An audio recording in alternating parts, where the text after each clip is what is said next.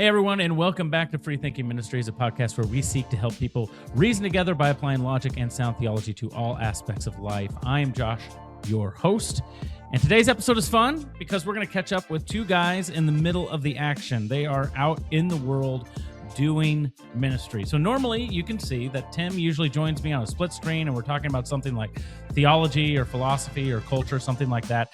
We've got a lot of episodes on that, so please check those out as well. But today we want to bring you encouragement from the mission field from a group called Maven.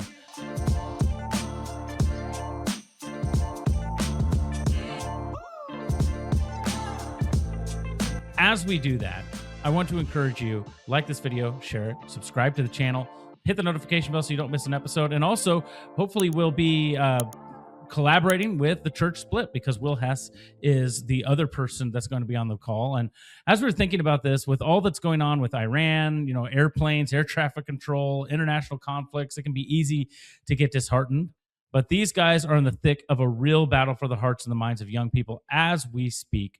So Will Hess of the Church Split and Dr. Tim Stratton, our president at FreeThinking Ministries, are currently on a Maven trip. And if you don't know what that is, it's an organization focused on equipping young people to know what they believe and why they believe it and how to share it with others. Particularly, I believe this one is having, they can correct me if I'm wrong when I bring them on here, but this one is having to do with being able to have conversations with people of the Mormon faith or Church of Jesus Christ of Latter-day Saints. So without further ado, let's bring them onto stage with us.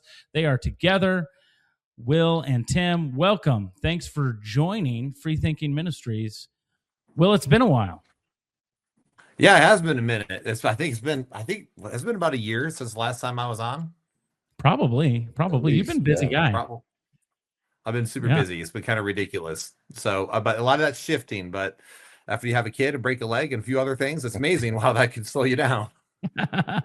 Yeah, I shouldn't laugh because the broken leg thing was, but people stepped up, and that was kind of cool to see how people helped you through that. So you guys are on a Maven trip. Some people watching this won't know what that is. So give us a quick snapshot. Where are you? What is a Maven trip? What's the trip been like so far? Yeah, well, we're in Utah right now, and we call these things the Maven immersive experiences. And so Maven sends 6 weeks of training material to different youth pastors like Will, and Will led his group. They're kind of like a group of Navy SEALs on the front lines of the spiritual war, because they're really kind of special forces here because it's different than any other youth group or youth trip I've ever seen. And that's me being in youth ministry for 15 years in the past. So, but Maven sends them 6 weeks of training material focused on theology, philosophy and apologetics, and getting to know the gospel, how to share the gospel, and then how to defend the gospel when you share it. And so then different field guides like me will meet these students and their leaders at different locations around the country. And we do probably about half of our trips are to Utah. We also go places like Berkeley, Santa Cruz, California, Sedona, Arizona, Boulder, Colorado. We've been to New York City, Washington, D.C. We go down to Florida. We just go all these different places. But Utah, we love coming here because in Salt Lake City proper, it's not a perfect 50-50 split here, but basically half the population is Mormon and half the population is atheists who used to be Mormon or moved here from California. So, but almost everybody here, no matter what they believe, has been trained from a young age to be able to talk about what they believe and to share their faith and to have conversations with those who disagree. So even the non-Mormons here are used to that culture. And so this is maybe one of the only places in the world where you can go to and you don't have to worry about walking on eggshells, talking about religion, and because everybody's used to it and people are more than willing, they're ready to have these conversations. And so we just have so much fun coming here. It's great for the students because they're always initially worried about what it's going to be like to start these conversations. But I think, you're going to hear from some of them here shortly. They'll tell you that it has not been a problem to start these conversations, and they wind up having some great ones too. So anyway, this trip here in Utah is focused on biblical theology, but it gets into philosophical arguments and arguments in apologetics very quickly, we found that many of the arguments in the cumulative case that we use to show that atheism is false also show that the Mormon view is false.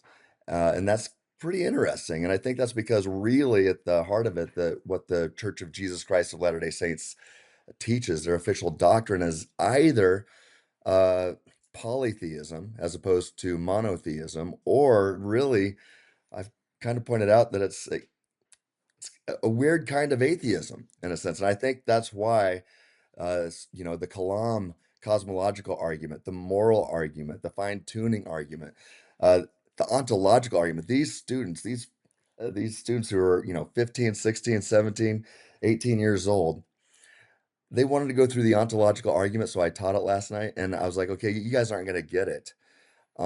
They were tracking with it immediately. And then or I guess this was a couple nights ago, right? Or maybe it was yesterday morning. And then we went to BYU, the BYU campus, and some of them are breaking it out because the ontological argument, if it passes, really shows that the Mormon view of God fails. And so it's blowing my mind. Will's done a fantastic job preparing these students, but it is so much fun. And, a lot of them are fairly new Christians as well, but they are bright. And I'm just having a blast on this trip. That's super encouraging. One of the things that we wanted to do with this episode is send something encouraging out into the world. Sometimes there's some discouraging things that are happening. Yeah. So we're like, hey, let's get some encouragement happening here. You guys are what, like 3 days in? Is that right? Yeah. Yeah. 3 days. Yeah. So, 3 days and in. it's been really, and just as a youth pastor, as someone who does this sort of thing, I mean, it's fun where a lot of people know, if you're familiar with my channel, I go deep into theology and stuff all the time. But one of the things I've heard many times in my life as someone who works with the next generation is that basically, you know what? The kids aren't smart enough to track with that stuff.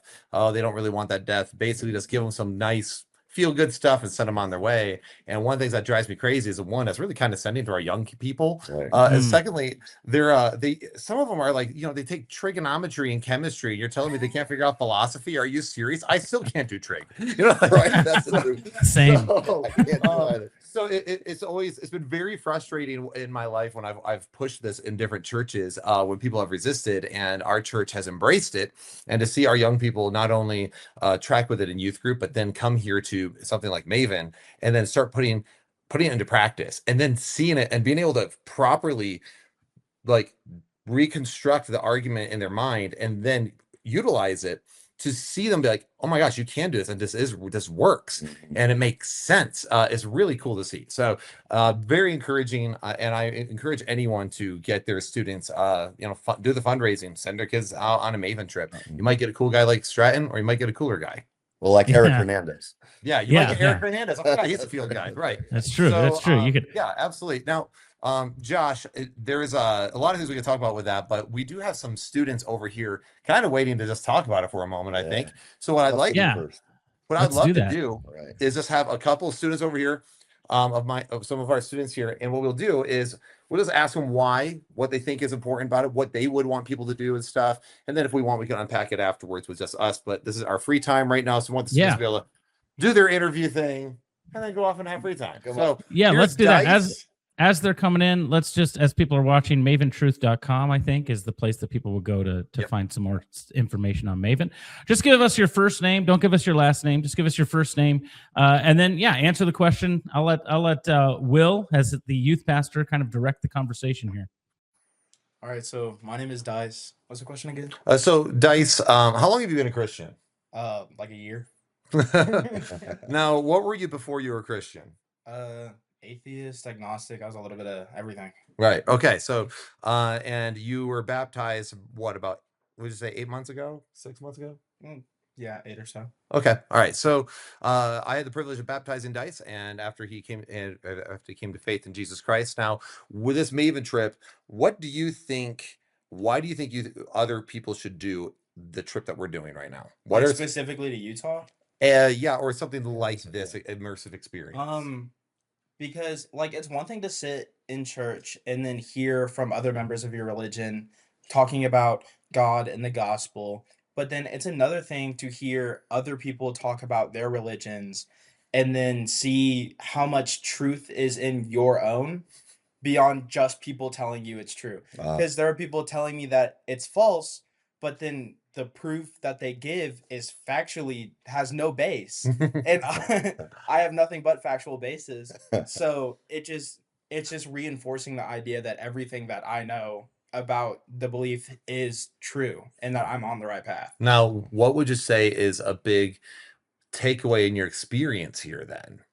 A big takeaway is a lot of people go into their own individual faiths not really knowing anything, and then they kind of stagnate and stay there where they don't fully understand what they know or why they know it or even how they know it. So they don't have a good epistemology. Yeah. All They don't right. have a good understanding Good of word. knowledge. Yeah. So with that said, what is the number one thing you think you've learned from this trip? The number one thing that I've learned is that, like, even though going into apologetics and defending your faith can seem like everyone's against you and it's offensive, a lot of the times the conversations that I'm having aren't attacking each other. It's us, like, telling our own individual conclusions about the things that we know and the things we've learned, and then comparing. We aren't like going at each other's throats trying to break down each other's religion. We're talking and like building bridges together, and it's through that connection that God moves through them and then brings them closer to the true faith. Amen. And yeah, so it's not about attacking other people, it's about grouping with them and building with them. You're doing a great job of loving those that you are talking to, even when you're disagreeing, but you guys are speaking the truth and you're loving them. And it's not a 50-50 split or 60-40. I'm seeing 100% of truth and 100% of love coming from you guys when you're speaking. And I don't want to brag. I want Dice to brag for himself. So I want to brag on Dice. Okay. So he's been very intelligent since the moment we met. He would come to youth group as an atheist, ask questions, go back home, think about it for a minute. Like, I've been thinking about what you said last week, and now I got a new rebuttal. And then I'd rebut the rebuttal. And we went back and forth. Then one day, you're like, yeah, I'm Christian. Okay. And okay, cool. And then what was funny is that seeing that side of you switch on yourself when we had a Mormon come over today and sit in a chair and just be asked questions for 2 hours, and we all knew, the entire group knew, that Dice was going to be the first one to say something, and he sat there and was like the masterful defense attorney, just asking, so it just leading him down a path. I think prosecuting attorney, getting him down, asking about like the origin of God and all these things until he got to the possible worlds thing, which you were jumping right into the ontological argument, crazy. And then he just kind of, once he felt, you could tell that right where the individual felt that they were like, oh, I know what happened, just quickly dismiss it to the side, right? And that's where we're like, and kill shot, so it was love, right? It was the real like ending of the argument. I gave a definition of evil, which was, or not a definition of evil, but where evil came from, and I said it comes from not having a relationship with God, and then he rebuked that. And so I asked him, where do you think evil where did it all originate from? And he said, well, the father of lies, as in Satan. And I said, the first person to not have a relationship with God. And after he denied that, I knew the conversation was over because there was no way I could win it. Well, and so that was, it's been really cool to see Dice really come into his own as his own apologist and theologian. It's been a lot of fun watching you grow over the last year and a half. Just it's been cool. Lindsay and I have said a few times behind your back that you're going to be a prophet for the next generation, and I love it. So thank you, Dice. So we're gonna all right. But there, okay. That's how you do it. That's all right. Kayleigh, Tim is awkward. We all know Tim is awkward. Yeah, That's good. That's good. So this is Kayleigh. This is Kayleigh. Hi, Kayleigh. Would you believe she's dating that guy, by the way? I just met her, so I don't know. That's crazy. But anyway, I suppose I should. I don't think you're lying to me, Will. So I.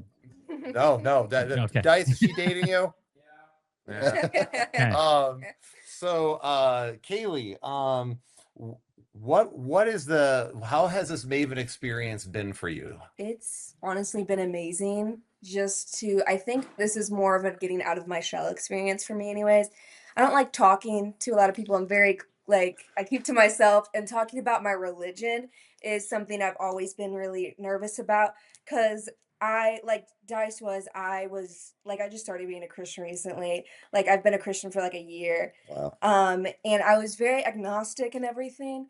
I was into like Greek and stuff like that, like the Greek gods and getting into that. And I saw like I did not like Christianity. I'm telling you right now, Christianity was not my first option to getting into. Here I am. So but and I didn't like it because of just the way that some people in Christianity were, and just it was very like sometimes the people who talked about it just wasn't good, and I seeing people's reactions to that, I didn't want to. And especially being in the religion now, I get nervous talking about it to other people. So I think this whole experience, being able to not only talk about my religion to others, but defend it as well, helps me in so many ways want to open up about it even more, I believe. Yeah. And so would you think that, so this is, because again, you are one, like out of everyone in our youth group, you might be the nicest person. Sam might be, I don't know. Either one of you is giving a run for their money. And so being able to express this and being able to talk to people about your faith now, are you at the point now where you can feel like you can have this conversation without it being hostile? Yeah, most definitely. Good. Yeah, most definitely. I feel like, yeah. So, what is your big takeaway from this experience? My biggest takeaway is just seeing like Mormons and everything, and seeing their like views and talking to them, because yesterday we went to BYU and we talked to some of the college students there and everything, and just talking to them and seeing them, it's they want to be so much close to God. They are there, but they aren't there yet, and it hurts to see that so much. And I think it strengthened my love for people who are of my faith, especially Mormon people, because they want to so bad, and I want to help them do that. That's good. Awesome. So thank you, Kayleigh. Now, do you think do you think other people should do this, this Most trip? definitely. I think this is an amazing trip to do. Awesome. Also, mountains Awesome. are great. So Yeah. Utah's fantastic. All right, cool. Thanks, Kayleigh. Thank you, Thank you. Kayleigh. Now, I gotta this say, is, you got some really articulate young people there. That's great stuff. you should try getting the Shut Up in youth group. Yeah, it's Oh, probably a difficult thing. Yeah. One of learned the how to do things, that, though. yeah, one of the things that as the next person comes, one of the things that I remember when I was doing youth ministry, one of the most highly anticipated nights was a night that I did called Question Night. Yeah. And kids just came and asked their questions, and it was always the highest turnout. So when you said, well, some churches are like, well, kids can't handle that. It's like my experience is complete opposite. That's what they want. They don't want the easy Sunday school stuff. They want to dive into the hard issues. They want to actually think deeply. So, Well, I remember when I was a young Yeah. person, I kept getting my questions dismissed, and it Yeah. actually, I think it caused me spiritual harm. I wasn't shepherded well, so I did a lot of stupid decisions, not realizing even the greater consequences of some of those things. So it's really important. Now, right here we have a student of mine in a number of ways. This is Quincy. She is not only a student in the youth ministry, but she's also one of my violin students. Oh, So violin she's- oh, yeah, she's learning violin right now, and she's still in the you're sounding like a dying cat phase, because I did warn her your first 2 years you're going to sound like a dying cat, but she's actually learning really quickly. So I think maybe her 2-year period might be shrunk down to a 1-year period. Yeah. But either way, Quincy, now, how do you feel about this Maven experience and some of these things that you've been dealing with here? What are your general thoughts at first? It's been really exciting. At first I was nervous because I'm not great at like remembering everything, and I was nervous to like talk to people. But we like been going through a bunch of studies and learning a bunch of things, and we went and talked to a bunch of Mormons or the Latter-day Saints, and it was really interesting, and it like wasn't as difficult as I thought it was going to be, and it was like it was just really exciting, and I loved like learning everything. And It's funny you say that. It's funny you say she's like, oh, I'm not very good at learning stuff. And when you see her books, they're probably more highlighted than anyone else here. Every time I saw her for the last like 2 months, every time I saw her, she had her books and she had a highlighter. She was constantly reviewing it every time I saw her. So she's like, oh, I don't remember stuff very well. Meanwhile, she's probably over here pulling stuff out all the time. Let me ask you said it wasn't that this trip isn't as difficult as you thought it was going to be. What did you think was going to be difficult, and what's your experience now with it? I don't really know. I was just nervous because I just don't feel like I was good. Like people would like ask me questions about the Mormon beliefs, and I would just like freeze up, and I was just nervous. Like, what was I gonna do when it actually was like super important? And so I don't know what really like. It was really different yesterday, and it was just a lot easier to talk to them. And I have enjoyed the debriefs with you. That's like actually helped a lot. Really? It's been nice. It's been fun for me too. So You guys are an amazing. Yeah, after every segment, we debrief afterwards. Like Tim will lead a group, lead the group in a discussion about what they talked about, what they experienced, what they heard. And one of the things that Quincy, like you're saying, like at first you thought you were gonna be a deer in the headlights, and then you find out they're just people you can talk to, and so it went really well. So thank you, Quincy. Now, do you think other people should do it too? Yes, most definitely. All right, cool. Yeah. What's the number one thing you think other people should get from it? I don't know. It's just a lot of like you learned a lot, and you just gain more confidence in your religion and being able to share your faith. Yeah, So, it puts you in the driver's seat. Thank you, Quincy. Yeah. Awesome. Thank you, sorry, Quincy. we have quite a few.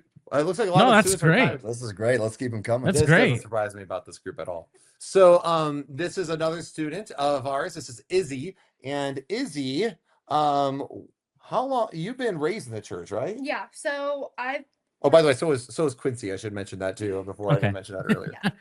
I grew up Christian and like going to church, and it wasn't until about like 3 years ago when I really started taking my faith more seriously and like diving into the word and trying to understand what it really meant and like why I believe this instead of just like, oh, this is what my parents told me. And so like it's been really good for me to like do this trip also and learn how to defend why I believe what I believe instead of just like, oh, because it says it in the Bible. Right. Instead of doing the whole circular reasoning, the Bible Yeah. says so. The Bible says so. But why should you trust the Bible? So you've learned philosophical arguments, you've learned historical arguments. She's gone through all that. Now, what has been some of the biggest takeaways for you on this trip? For me personally, it has like helped me be a lot more confident in talking about my faith. Cause like in the past, when someone would ask me about it, I'd give like the short and sweet Sunday school answer instead of like really diving into it and giving reasoning and like trying to show people I was like, this is real. Like you need to do this too. And how have you felt your interactions with Latter-day Saint answers have gone in comparison to the philosophy of the Christian faith, and then compared to the Latter-day Saints foundations? How do you feel philosophically they're different? So I've noticed that a lot of Latter-day Saints don't have any reason to back up their claims. And like if I ask a question, I was like, well, where can I read about this? Where can you prove this? Like what scientific part proves this? What historical stuff proves this? And they're like, oh, I don't know. And then they like revert and like ask me a question to like derail the conversation. When one of the things I think like this happened earlier when someone asked about why don't we, I think it was Lantin, who you might hear from here in a minute, but asked what evidence do we have of the group of Nephites supposedly that lived in the North America, and the answer was, I guess we don't. Yeah. And so hearing that in comparison to Christianity, which says, no, you can know, and we do historical inquiry, and if the facts don't hold up, then our faith is untrue.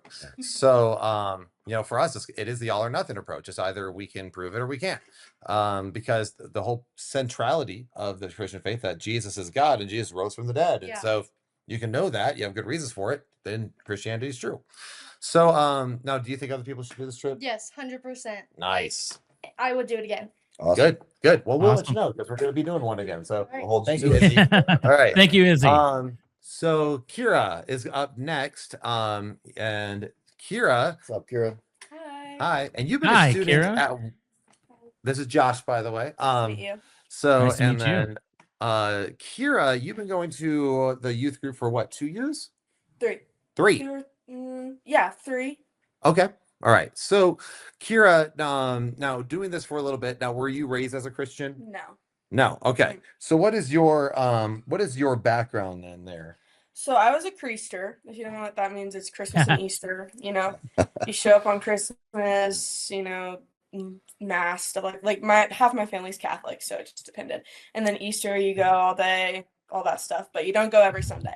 And then freshman year, I met a person that brought me to the youth group, and after a couple years, I started coming on Sundays, and I got my parents to come. And yeah, I mean, now I'm here. Put my faith in Christ. I got baptized 4 months ago. Yep. Nice. Yep. Yeah.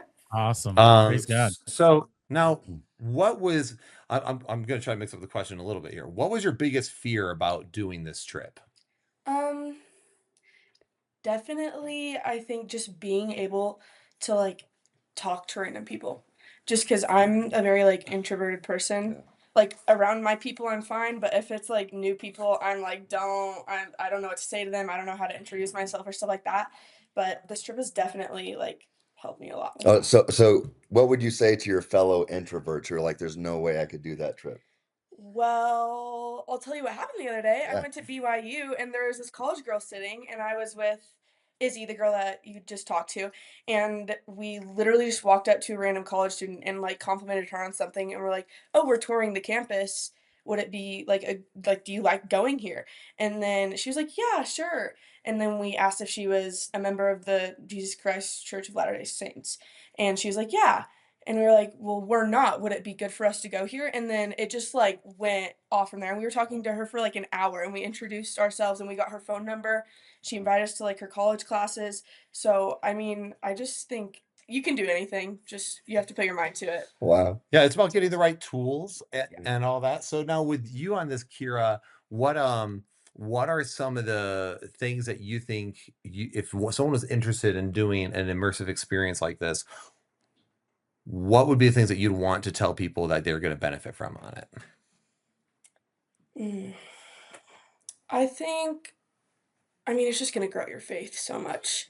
Like even like this is the third day that we've actually been doing stuff, and I've learned so much, and we've done worship every day, and like the worship, you can just feel it in the room. Everyone wants to be here and wants to like grow in their faith and help other people come to like our faith and learn more about like what the true God is, and you can just feel it. And I think this group of people specifically and like these trips, if you're on like if the people are on it, they want to be there. Yeah. And so it just makes everyone put even more work into their faith. Like even after I leave this trip, it's going to make me so much more like disciplined and like reading my Bible, going to church, going to youth group, even if I don't want to. And continuing to talk about your faith. Yes, and like teaching others about it. Yeah. Yeah. And I just think that this like trip just teaches you more about how to talk to people and just teaches you about your faith and stuff. Yeah. That's awesome. And you'd recommend other people doing it too? Oh yes. Nice. Yes. What's up, Keira? All right, thanks, Keira. Thank you for everything.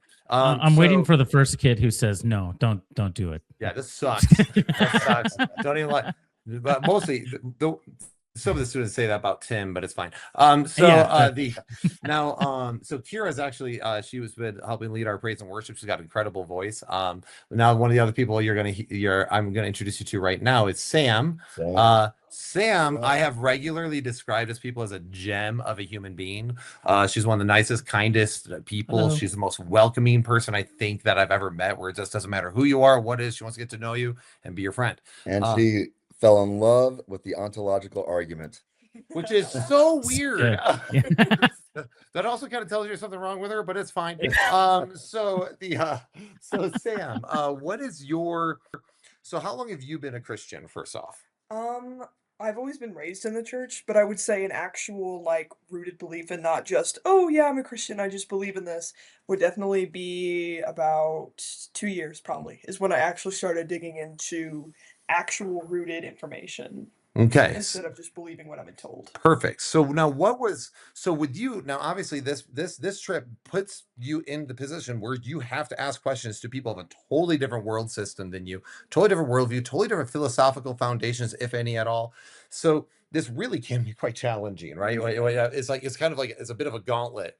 And the worst part about it, one of the rules is that like if you're drowning in the conversation, like let's say I as your leader, and everyone knows that if anyone's familiar with FreeThinking Ministries or the church split, like someone like myself is over there and I'm 10 feet away.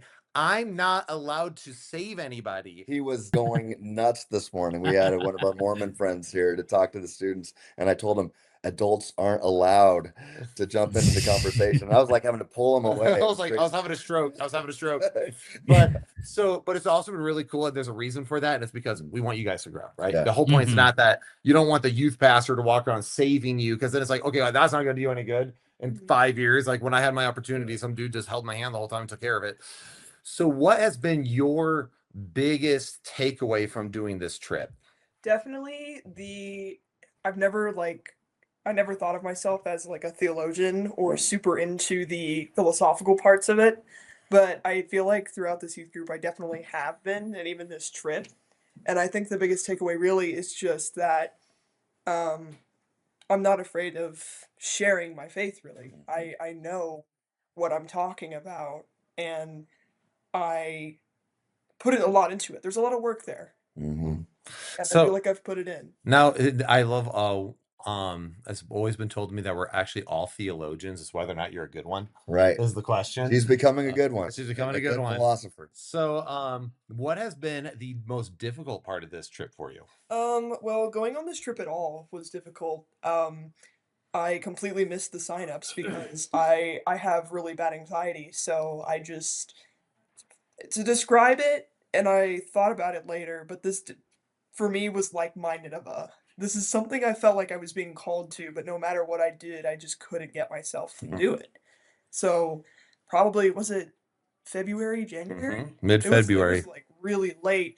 I was like, I don't care how much I have to pay. I don't care what I have to jump through. I want to get on this trip. And we've been promoting this since August, and she's basically been frozen in anxiety this entire time. And we had signups, we closed signups because all right, this trip is the trip. And then she came up to me, and the thing is, because you have trainings, you have videos, you have quizzes, they do all the things, they completely train you and you're in your team. It was one of those things where, me and the leaders got together. I had to make us some phone calls. I had to get some arrangements set up. We had to take care of some stuff. But then I had to talk to my leaders and like, can we get her caught up? And the leadership team that we have was just like, we're going to get her trained up. We're going to get her on this trip. Nice. And so it's been really cool to see you really just like blossom on the whole thing. Like and she's already making friends with Latter-day Saints, but she's also has some really good questions that has clearly stumped some of them. So it's been really good. So what is your number one takeaway from the trip?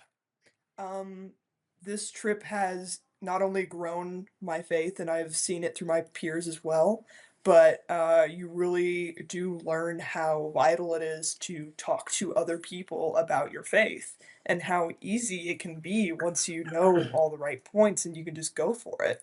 And we're only 3 days in. Oh yeah, it's only day 3, by the way. We're here through Saturday. So we've been talking as a leadership team with all leaders. We have Lindsay and Courtney as these other leaders here, and it's been really funny because we've been talking about how it was funny on day 1. You kind of see everyone's kind of in their little group and they're kind of a little timid. Yep. Then we go to the temple square and you kind of tell where they're like, well, we're not. But it was funny because once you realize you're it, like everyone else around you believes differently than you, you kind of see the group kind of huddle together, almost like you could think of like the zebras surrounded by, and it's like, okay, all right, well, we're together on this. And then you see the barriers break down and everyone's already becoming really good friends, and it's been really cool to see that that brings everyone together. So Sam, I want to thank you as always for just always being a thoughtful person, an engaged person, and I also think it's really good that you followed the Lord's leading, even though it was extremely challenging for it you. took weeks even after I told him the first time. It still took a few weeks to actually get it in motion because I was still on the fence about it. Yeah. And let me ask you this, because I've talked to others in the past who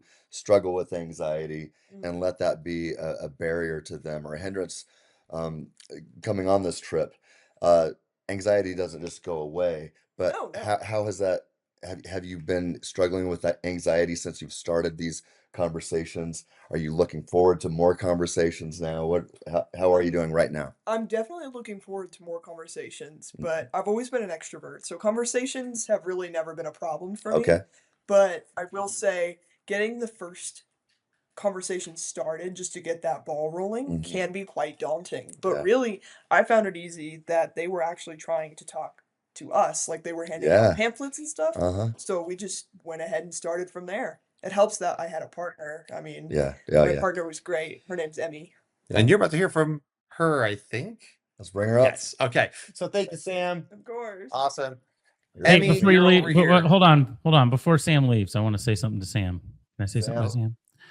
Sam, I just want to let you know, I am married to a woman who has had crippling anxiety in the past, and walked through a lot with her, and so I know what it takes. I know what happens in the mind and in the heart when you're feeling that, and then you're not sure you can commit. So, kudos to you for listening to God, even though I know what that anxiety is like. I've lived with it. We've been married 18 years now, and there's ebbs and flows with it. So I just want to encourage you, from someone who doesn't know you at all, but knows a little bit of the struggle that you go through.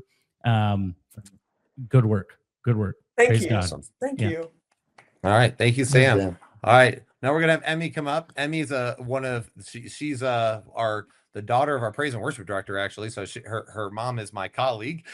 She has been in this youth group pretty much for forever. Emmy she's a very, oh man, what's the best way for me to describe you? You're very fierce. She's a girl that doesn't slow down. If you know her life, she's like, I got a job. I do 6 sports. I'm in church. I do it all, and I get sleep never. It's kind of how she is. So, Emmy, since you're already such a busy person, what made you want to do this trip? I've always wanted to learn how to focus more on my faith rather than all the other things that are going on in my life. Yeah. So I feel like I saw the opportunity. My sister had gone on a mission trip with you the year before. 2 years before? 2 years ago, yep. And she came back and like told me about it. I was like, oh my goodness, I have always wanted to go on a mission trip. And I saw this and I was like, I'm jumping at the opportunity. And I also knew absolutely nothing about Mormonism whatsoever. And I thought they were just like us. And I was like, you know what? I should probably figure that out. So I was like, you know what? We'll do it. And then I kind of got involved and I was like, wait, now I'm like really interested about learning about this. Now, what did you find out that they were indeed just like us, or No, they're very different. Very different. Same words, different definitions, but also different everything else? doctrines, everything else. Yes. So what has been the thing that has been your biggest takeaway on this sort of thing? Probably that somebody can be so blinded by something they grew up around, or so blinded by like what they hear, and they don't research for themselves what the actual truth is. And I feel like that's opened my eyes to never want to be like that. Like I want to be able to back up my faith, have answers for people when they ask, and like be able to provide like the actual knowledge rather than just saying, oh, I have no clue. Have you found any of the answers that they've said satisfactory? The only ones that maybe I could have found satisfactory are the people that are mistaken about Mormonism and more had a view of Christianity. They were closer to truth. Yes. So I was like, you are, I even told some of them, I was like, well, that's what we believe too. And it actually doesn't align with the doctrine. The of actual, Mormonism. yeah, the actual doctrine that the I was like, Church of Jesus Christ, different of Latter-day idea. Saints Yeah. teaches. Yeah. Yeah. So, what was your biggest fear going on this trip? I was very scared to say something that would get me in trouble on accident, or say something that somebody just looked at me and was like, oh, wow, you really just said that to my face. And so I was like, I need to learn how to maybe control my tongue and think a little bit more before I speak. So I was really scared of that, and leaving my parents, simple things like that. I find that really funny because when we were at Temple Square, so for the audience, obviously you weren't there. So one of the funniest things about you saying that was that Tim asked the first question to kind of get the ball rolling. I feel like you're just trying to see, like, hey, students, this is how you do it. Just go ahead and do it. And then the rest of the time, I mean, all the students were engaging, but you and our other leader, Courtney, were just asking some really good, direct questions. Yeah, you did want answers. And so it was and some of them were just really good undercutting questions that the answer was, if answered correctly, would show its falsehood. So you've done really good. And do you feel like what you've done is that you're learning how to be even more precise at all? Yes, I'm learning how to like detail my language to make it understandable for the person who's hearing it and actually like true because they can take something, anybody can take something you say and kind of twist it around if you say it incorrectly. So I've learned to like really get my questions to like, you need to give me an exact answer. Like there's no in the air gray area stuff. It's like this is a yes or no, or there's a like detailed answer that I can receive from this And person. have you sometimes been answered with, when those situations have come up, how have they answered, I should ask? I've been told, no, that's a loaded question. I will not answer that. I've been told, cool. I've Cool. been told, That's it. I don't know, I'm unsure, we don't know everything, We're not and supposed to know we're everything. not supposed to know everything. And lots of answers like that, very vague. Or and there, Yeah. I always call it like the wall of false piety, especially the one of like, well, we're just not supposed to know. I'm like, Yeah. okay, that's a Yes. cop out. Yeah. So you've learned many things that are wrong with a certain point of view. Has your faith been strengthened on this trip? And if so, how? Yes, I definitely think it has because ever since I was little, because I grew up in the church, I have had my doubts. I've asked lots of people, just like my parents probably. I've been like, how do we know for a fact like God is real? Like, what if I'm completely wrong and I'm like another religion that could be completely wrong? Like, I'm like, how do we know who's right? Yeah. And I feel like Tim and Will combined have taught me like there are actual answers that prove either scientifically and logically that like genuinely not just a spiritual feeling you have, prove that like God is real. And like even when I was little, I was like, how am I supposed to know? What am I supposed to do to find out these answers? And I feel like I've really learned and grown my faith in like, you know what? I know for a fact now he's real, so I can put more of my trust in him. So that's like my faith has definitely grown a lot through that. You know, one thing that we do at the end of every day is we go through and we talk about how we're feeling. But we've added to that, and I'm telling them after they write about how they're feeling, I want them to write about what they know. And we've even talked about what it means to know something, to have justification for their beliefs, a justified true belief. And so these students now know what it means to have knowledge, and they know how to have conversations. Now they know that if they make a claim to know something, they have to provide justification for it, reasons. And if somebody else tries to tear that down, they have to, they realize that that person is offering what's called a defeater. And now if somebody gives you a defeater, what do you give them? I defeat the defeater. She defeats the defeater. You see that? And so we want them to talk about how they feel, but then what they know to be true. So it's been awesome to watch them grow in their faith in just 3 days, and we're just getting started. It's awesome. Just getting Thank you, started. Emmy. Of course. So I- would you recommend I other see people the- doing that? Oh, yes, I would. Yes. Yeah. Yes. I was just gonna say, What do I you see the fear. You see the fierceness that yeah, She's scary. Hey. I'm scared. Thank She- you. Keep she's that very up. small though, so you know it's more like an angry chihuahua. Oh, okay. All right. See, my so, wife is trouble. my wife is small. She's 5 foot and like tiny. Look, Tim my- knows. My wife is 4'10". She gets a ladder yeah. and punches me in the kneecap. Yeah. Oh, Yep. Yep. okay. You're in trouble. you're I'm gonna- sleeping on the couch as soon as you It's get all home. right. In fact, we'll make them sleep on the couch here. All right. Thank you, It's Emmy. And, nice to meet you, Emmy. Hey, we hope you're enjoying the conversation so far. Hey, please do us a favor. Check and see if you're subscribed. If you're not, a lot of you aren't, but if you're not, please subscribe. Hit that notification bell. We'll get back to the episode in just a second, but we can only exist also because of viewers like you, people who support our channel. So you can go to freethinkingministries.com/donate and you can be a part of the team. We'd love to put you on our email list as well. Okay, now back to the conversation. So this is Lindsay. And Lindsay's the one who actually but keep in mind, I've been friends with Tim Stratton for multiple years now. Bought a Yeah. first edition of his, like the first copy of the book, right when it's published, the whole 9 yards. Do you know who did not tell me about Maven? Probably Tim. Yeah. Tim didn't. My bad. Do you know who did? Her. So, Lindsay, can you tell everyone how you found out about Maven and all that and why you're so passionate? So, I'm a podcast listener. I listen like all the time, like all day long. I'm a content consumer. And I've listened to Colson Center for a very long time. I was like, my dad used to listen to Chuck Colson on the radio. And so that's how I started out with some of that stuff. through that, I started listening to this podcast called Strong Women, and it was done by Erin Kunkel and John Stonestreet's wife. And so I listened to them for quite a while and kind of figured out that Erin had another podcast with her husband called Maven. And my family's a blended family. So my husband and I were both married previously, and we were just struggling with some blended family issues with the kids and co-parenting. And I was trying to find some good, solid Christian advice on how to handle blended families. And there's just not a ton out there. It's not something everybody talks about. And so it's hard. But I knew from listening to those podcasts that Erin had a child before she and Brett got married.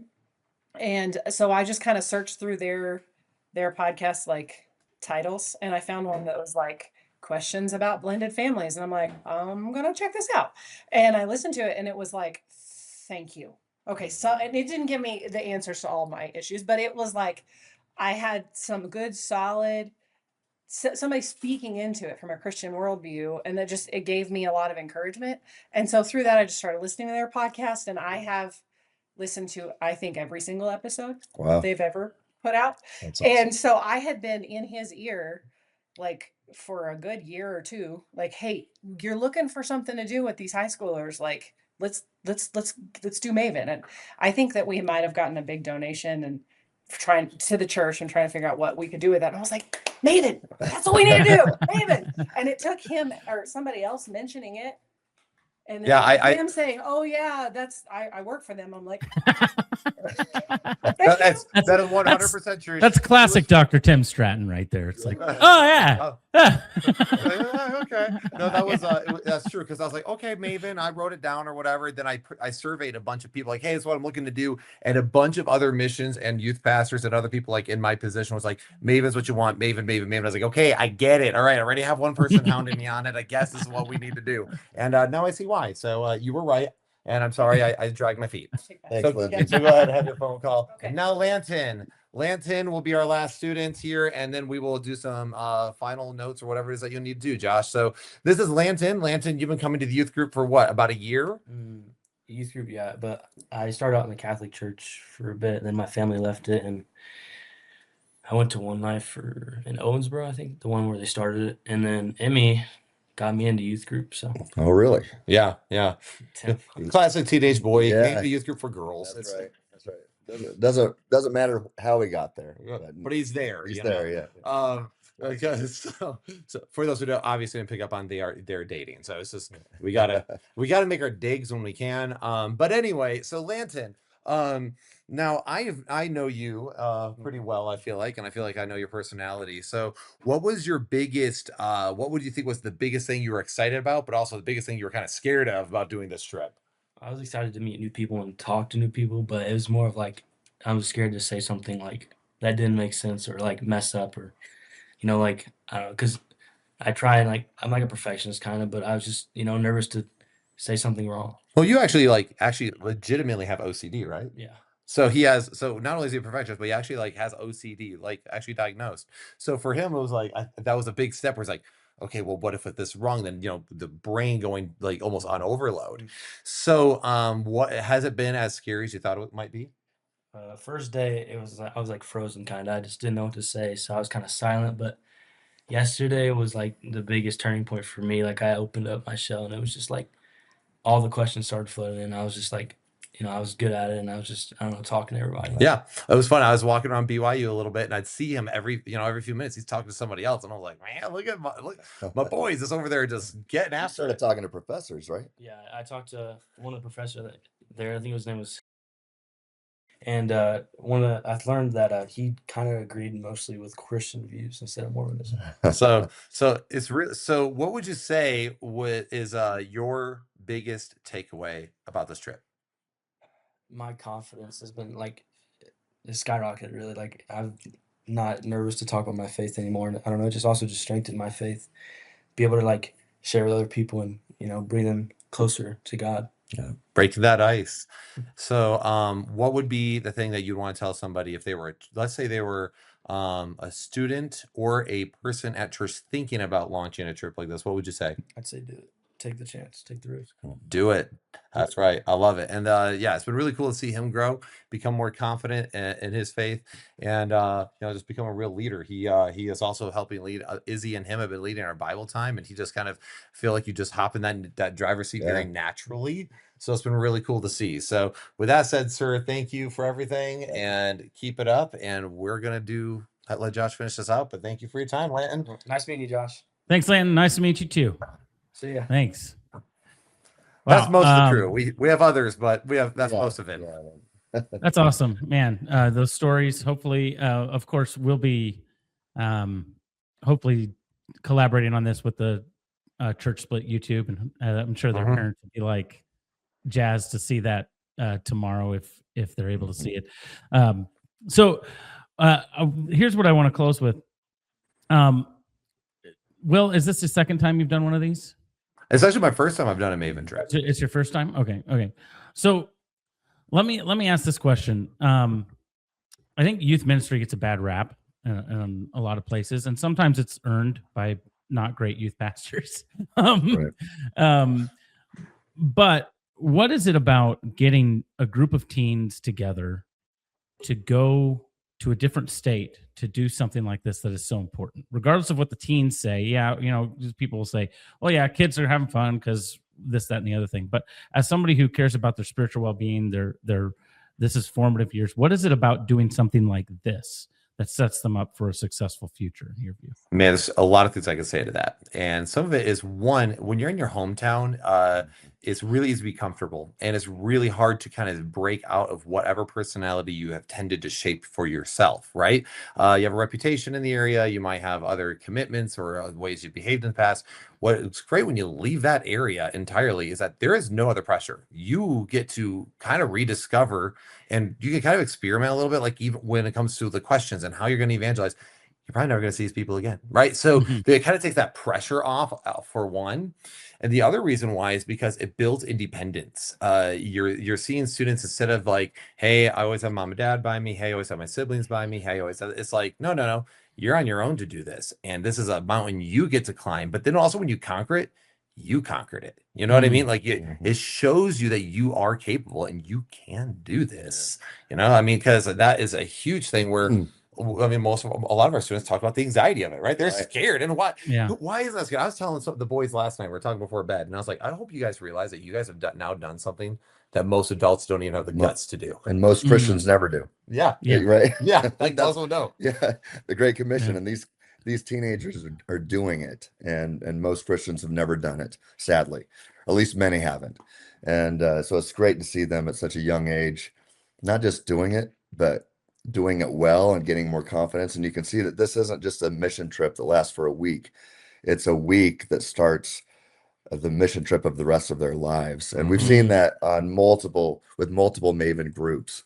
But I definitely know that this is going to be the case with your group. Yeah, my group's intense. But also, like, the other thing is, this is intentional. Like, that's the other thing people should know about Maven. It's not like, oh, I'm sending my kids to Utah so they can just go see sights. No, we've done a little bit of sightseeing, but I mean, it's been intensive. It's been they're long days. But I mean, we will move from one thing to the other, and we engage in different ways, and you learn in different ways. And it's just been one of those things where I'm like, man, if I had that when I was this age, I did mission trips. Don't get me wrong. I did different mission trips around the world and the country, but they're mostly with church planting or humanitarian efforts, not focused specifically on equipping people for evangelism. Which, by the way, is pretty much the very bedrock of what you need to do as a Christian. Right. So it was something I had to learn, and it's why, like, when I studied apologetics, I finally read Tactics after studying apologetics for years, and I was like, should have started here. Like, why am I reading this so late? Tactics by Greg Kokel. Yes. Yeah. And so they have some of that training involved. They have tactics involved in Maven. So, I would say it's really important just to get your kids' independence, getting them grounded and getting them away from home, so that way they have no distractions of home. That can be either expectations or reputation or school or work or all the other things that can happen, and get them just build focus on growing their faith. And then what's also cool is that they're all doing it together. So they're creating like an inseparable bond of an experience that they've all had, where this was their first time ever being put in a terrifying situation, but then also overcoming that together while also strengthening each other. Because what you'll see in the room itself is you'll see someone with like Dice, who's the prosecuting attorney, Yeah. and you have Emmy, who's got this like really like,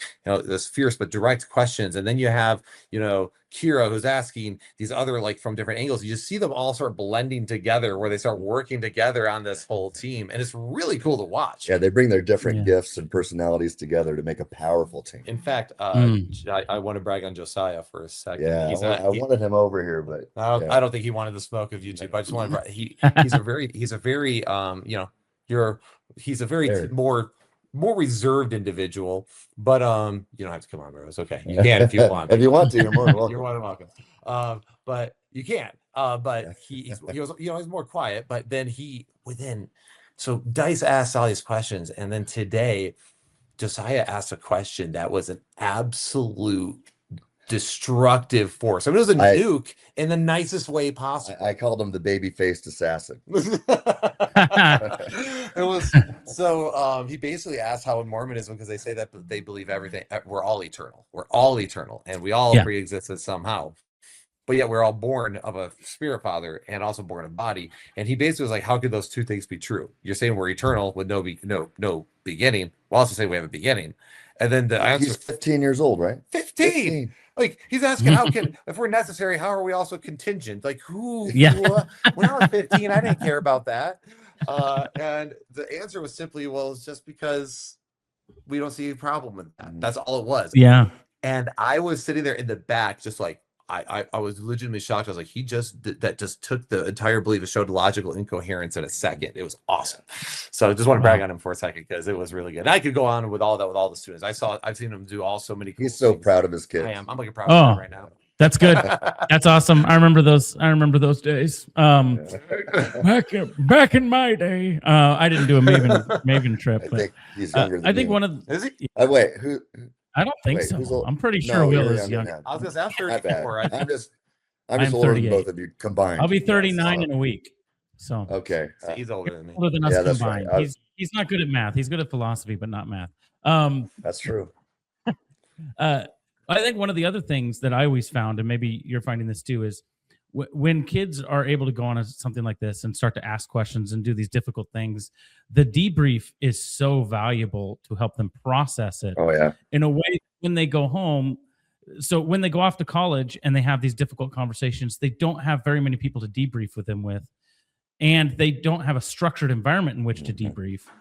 On a trip like this, all of a sudden they're able to debrief, and they can draw on that for the future. So a trip like this, it's not just a one-off. It's not just something that a kid goes to and is like, well, I had a good experience. They're going to be drawing on those experiences, those debrief questions for years to come. So, and to that point, and where they draw from that, this is why I tell people, like, why that's valuable. Because, like, okay, you're not. I tell students all the time, like, I'm not always going to be here. I can't always be your Bible answers man.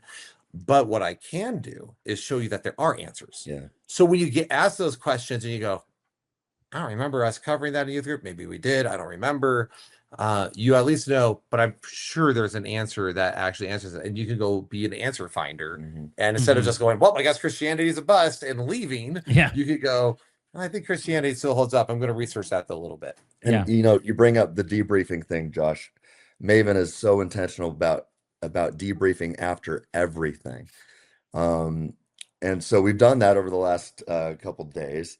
And then we had a speaker this morning, and when they got done, it was time for lunch. And so I said, hey, well, let's have lunch, and then after lunch, we'll debrief. Well, everybody got around the table, and while they were eating, they started their own debrief. And it was like they already learned how to do the debriefing and the importance of it. And I sat back and I realized they don't even need me to lead this debriefing session. Normally they need me. I've got to coax them out and to start talking. And this group just did it. I started filming it with my phone because it was a beautiful thing to watch. And I just I just watched it for a while because they didn't need me. Needless to say, I'm extremely happy I did this experience. I will be doing more of these with my student ministry going forward, no matter what. And I think anyone who has students in their church to do the fundraising that it takes to do one of these trips, especially if, like, we hear all the statistics of all the kids who leave the faith after high school. And it's like, well, mainly because we haven't given them the proper tools on how to handle the world out there. It's like you're Mhm. sending people to the front lines with a super soaker Yeah. while the enemy has 50 caliber sniper rifles. Yeah. Like Mhm. you instead we could come back and we could give our kids actual artillery to fire back. So and do so in a way though that is actually going to gain souls as opposed to lose them. So Yeah. Hey, Yeah. before we leave, Yes, sir. I'd be remiss if I did not invite you to tell our audience about your book, Oh, because it's come up a lot on this week already. well, I have I actually don't- been on I have been on your channel to Yes. talk about it. Yes. Josh and I had a conversation regarding it. Right. But I mean, I would encourage anyone if you want to know about. So where you're, my friend Andrew, I don't know if I've ever told this. My best friend Andrew calls you the mole man because you're the jeez. Molinism guy. So he calls you the Okay. mole man. But anyway, he's the Molinism middle knowledge guy, free thinking, and obviously free thinking argument. And my big area that became an expertise was atonement theology, and I really got into that the Levitical system and all that. So I have a book that talks about that and challenges the mainstream view, which has gotten me in trouble. But it's called Crushing the Great Serpent. Did God Punish Jesus? And I unpack it there. And even Dr. Joshua Ferris gave it a huge endorsement, which I was very proud of.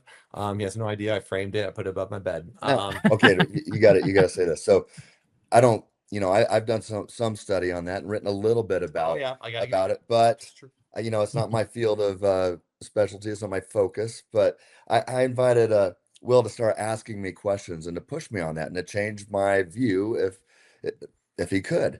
And what did you say as we were? I'll say, yeah, he wants the ego pet. It's fine. Because I'll pet it. He actually did the bet from anyone who did not already automatically agree by position, like someone who's more Eastern Orthodox or Anabaptist or something. Mhm. He did the best out of anyone I've talked to, even from Braxton Hunter and all them. Sorry, Braxton, love you, bro. But he did better than anyone else did at answering the questions without dealing with all the PSA baggage that can come with it. And I was genuinely like, good job. But he still helped me. I mean, he's sharpening my views on that. And this has been so much fun because I feel like this trip right now, this Maven trip, is like we've got two field guides on this trip, and we are just working off of each other. It's like we've been doing this forever. But yeah, I'm having a blast. I'm growing as a theologian because of him.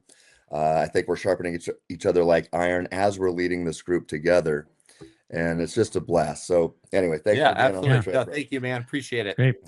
Yeah, and someday when I'm able to get through all of the ridiculous California regulations for background checks, I'll be helping with some Maven Yeah, stuff you'll be in the doing future this too. So, Mhm. but I got to get through all that garbage. So anyway, I mean, Glenn, if you're watching this, not garbage, important things, important stuff. And that's all right, Will, because I taught Tim what my God, why have you forsaken me actually meant on the cross at a recent thing. So no, I'm just kidding. Yeah, but still, what I was saying still makes sense with that view. We talked about that too. That's another topic. He even the way he worded his like PSA stuff was like, man, that kind of did dodge the bullet. Like he referred to harm as opposed to punishment and wrath, and I was like, all right, that was actually well done. He's good at dodging bullets. The Matrix, Neo. Yeah. All right. I think that about does it here. Hey, guys, check out maventruth.com. They are a partner with FreeThinking Ministries. Tim goes on those trips. We have conversations with Brett on a regular basis. This is not a paid advertisement. We're just really excited about that ministry and what God is doing. Also, check out the Church Split.